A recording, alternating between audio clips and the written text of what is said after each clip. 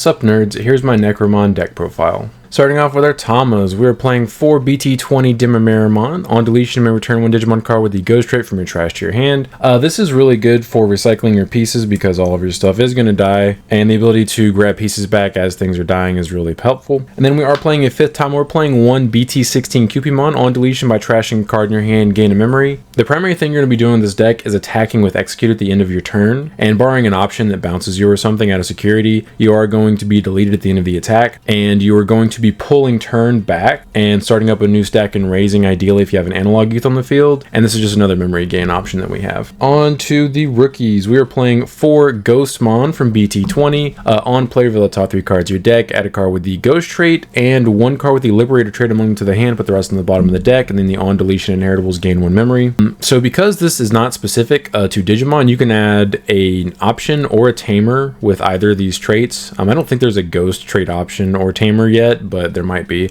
This does let you add the tamers and the option card we're playing in this deck. And then we are playing 2 Candlemon from BT20. This rule has the Ghost type, so you can't touch it with the Ghostmon. It does have Retail, can come up occasionally, and then the inheritables on deletion by trashing a card in your hand, delete one of your opponent's level 4 or lower Digimon.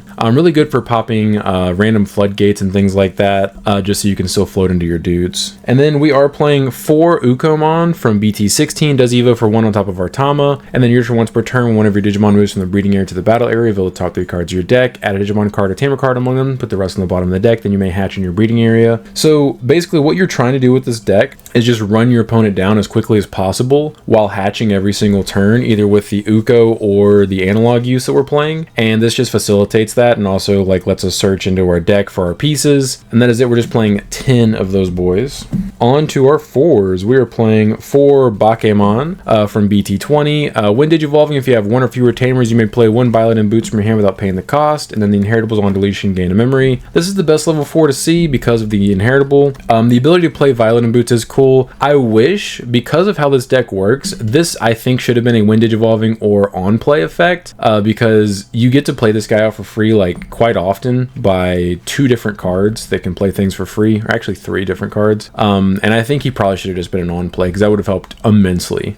But sadly, it's just someone Digivolving. And then we're playing 4 more Bakemon, this time from BT15. When Digivolving / on deletion is draw 1, then trash 1 card in your hand, and the inheritable is Retail. Both effects are really good. Being able to set up your trash as well as get deeper into your deck when you Evo and things like that is really good. And then the Retail inheritable is also cool if your opponent's thinking about blocking you or something like that, or you need to swing into a big stack with your execute ability. And then we are playing 2 Ginkakumon Promotes from BT6. This does Evo on top of our rookies for 2, besides Ukomon obviously, or level 4s for 1. This guy has Rush. I'm not going to read the on play, it's irrelevant. As I said, what you're trying to do is just run your opponent down as quickly as possible, and this is another way to just randomly kill them. There's several just like kill buttons in this deck, and these are 2 of them, where you get your opponent to 0 security and then you float it into a level 4 or something, you just Evo on top of them for 1 and then swing for game. And there's not actually any better Ghost trait level 4s in my opinion. So that's why we're playing these guys. And that is it. We're just playing 10 champions. On to our 5s, we're playing Phantomon from BT20. This guy does have Execute, which means at the end of your turn, the Digimon may attack. At the end of that attack, delete this Digimon. Your opponent's unsuspended Digimon can also be attacked with this effect. So this is a pretty cool effect. However, I think what would have made this much better is if it ignored Summoning Sickness, much like Vortex does. Although this deck would be pretty nasty if it did ignore Summoning Sickness. And then the on deletion is you may play a level 4 or lower Digimon card with the Ghost trait from your trash without paying the cost, and the inheritable is the exact same thing on deletion play dude. This guy is Ghost and Liberator. This guy floating into another body is really cool, as well as him just having the execute effect on a level 5 is nice. And then we are playing 3 Metal Phantomon. This guy does have the Ghost trait as well, due to the rule. Evos on top of our Phantomon for 1 or hard Evos for 4. That does really suck. I wish this guy did not Evo for 4. I'm not sure why he does. I feel like his effect is not powerful enough to warrant him costing 4 memory to Evo into, but you know, I don't design the game. He does have blocker, and then on player when Digivolving by deleting 1 of your Digimon, delete 1 of your opponent's level 5 or lower Digimon. That effect is really good. Like, you can clear a bunch of boards with his effect as well as the other stuff, but like the current power level of the game, I don't think that warrants him costing 4 memory. And then the inheritables on deletion, de-evo 1 of your opponent's Digimon. Really nice that we just have random de-evo effects. in this deck. It helps us out things that can't be deleted unless they're hard played, don't have sources or whatever. And then our last two level 5s, we were playing 2 Chimeramon from BT8. This guy does evo for 4 on top of all of our level 4s, or you can DNA Digivolve into him with 2 level 4s, and then when Digivolving, you may place 1 level 5 or lower Digimon card from your trash under this Digimon as its bottom source. Then up to 4 of your opponent's Digimon get minus 1000 DP for each of this Digimon's colors until the end of your opponent's next turn. So the maximum you're gonna get with this is minus 3000 DP, and that would be only if you tuck a Metal Phantomon.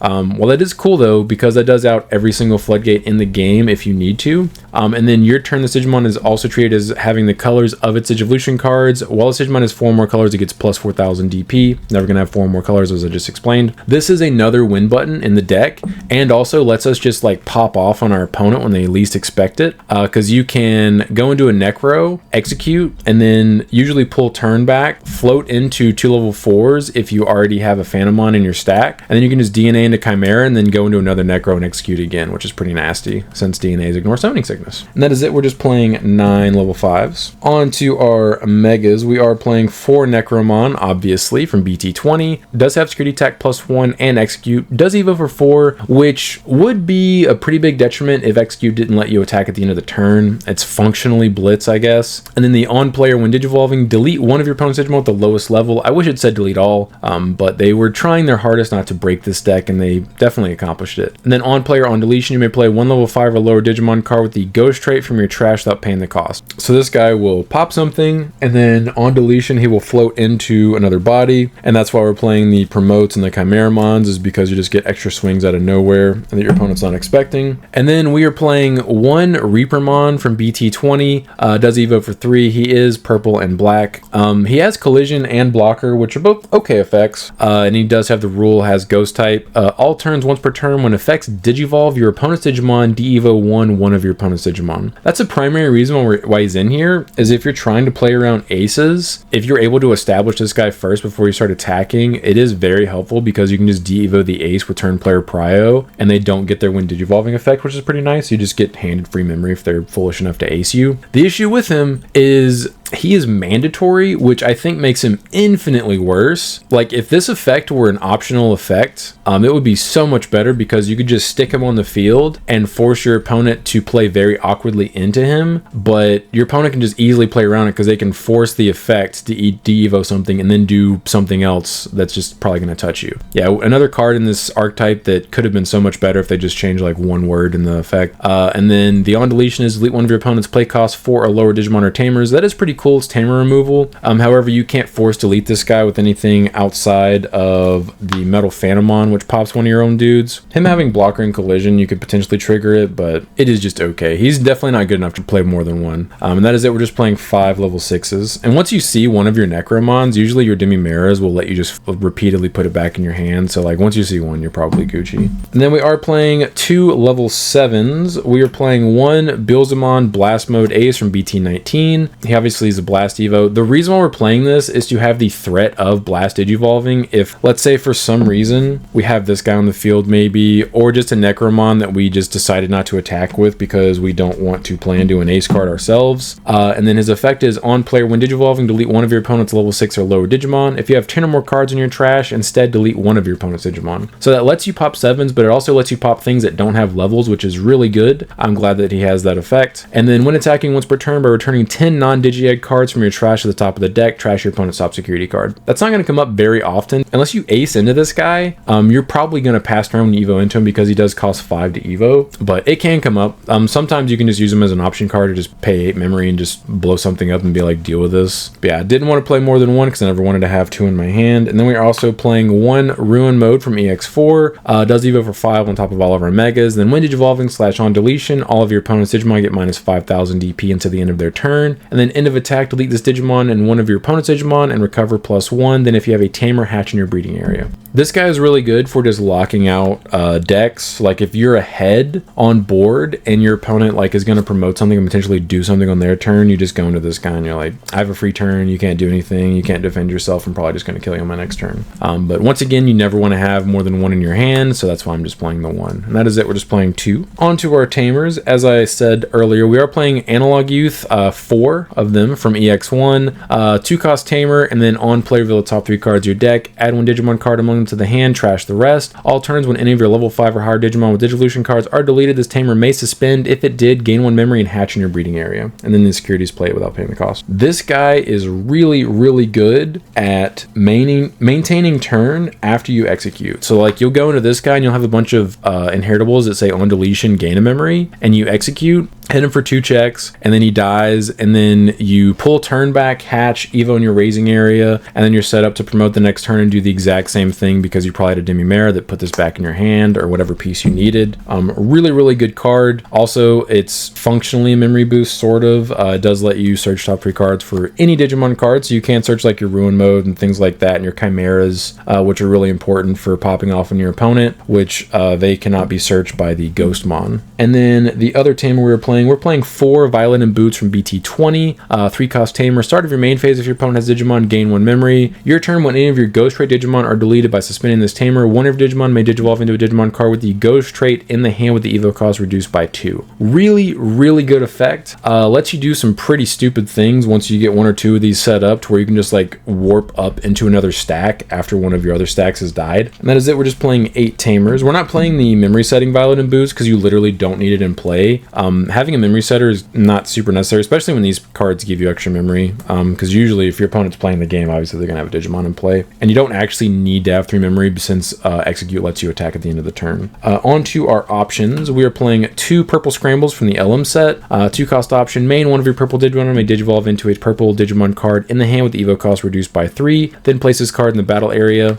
Start of your turn, if your opponent has Digimon, delay, return 1 purple Digimon card from your trash at the top of the deck. So that lets us recycle Ruin mode or Blast mode, since there's no other way to recycle those out of our trash, or obviously you can just recycle another ghost piece. And then if you don't have Digimon, you may play a purple Digimon card with 2000 DP or less from your trash without paying the cost. So that lets us play our Ghostmon, which searches, or the Candlemon if you need to. And the security is you may play 1 purple Digimon card with 2000 DP or less from your trash without paying the cost and add this card to the hand. That's probably going to come up pretty often if it's checked out of security, since it's a purple deck, so like, and you have analog use, like you're probably going to have a rookie in trash that this will play, even though we only play 6. So it's pretty cool if it is checked out of security. This is a way to mitigate some of the expensive Evo costs that we have, but it's also just a good card in general just to have in your deck as a 2 of. Then we're playing 3 purple memory boost promos, 3 cost option, main, reveal the top 4 cards of your deck, add 1 purple Digimon card among them to the hand, put the rest on the bottom of the deck, then place this card in the battle area. Main, delay, trash this card, gain 2 memory, security, place this card in the battle area. So this is another way to dig deeper into our deck. I would prefer usually to see Analog Youth over this card, which is why I'm playing 4 Analog Youth and only 3 of this. I wish I could fit 4, however I don't want to cut anything to fit the 4th, and I never miss it, but it's just nice having 4 consistency fixing cards. And then on to our last option, Apparition Legion from BT20, 8 cost option. Main, I'm going to read it how it's supposed to be worded. Main, by returning 9 levels exactly worth of Digimon cards from your opponent's trash to the bottom of the deck, you may play 1 Ghost Ray Digimon card of each returned card's level from your trash without paying the cost. Then this Digimon this effect played gain rush and block until the end of your opponent's turn. And the security is you may play 1 level 5 or lower Digimon card with the Ghost Ray from your trash without paying the cost. So this card sucks. This card is very, very, very bad. If it said up to, it would have been so much better. However, that is not how it's supposed to work.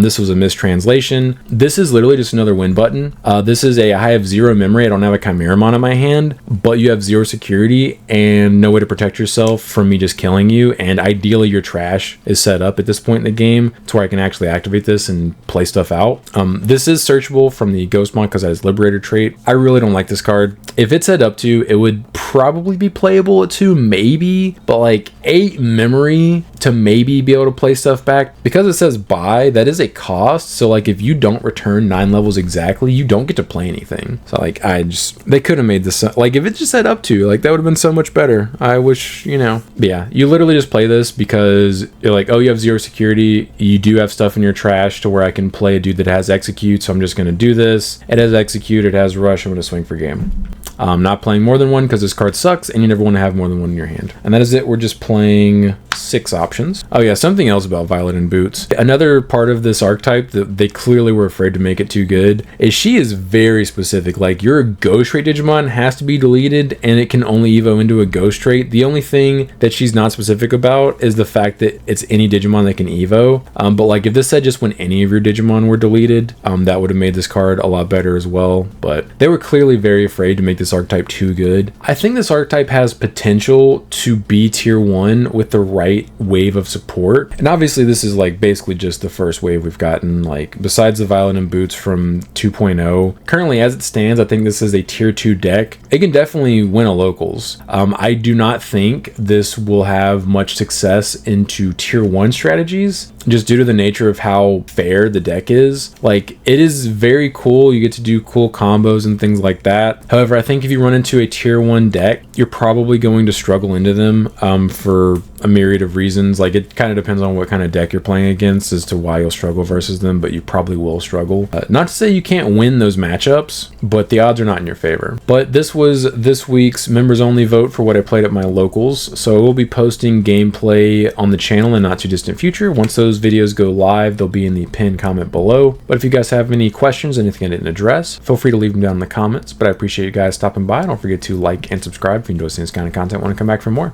But until next time, see ya.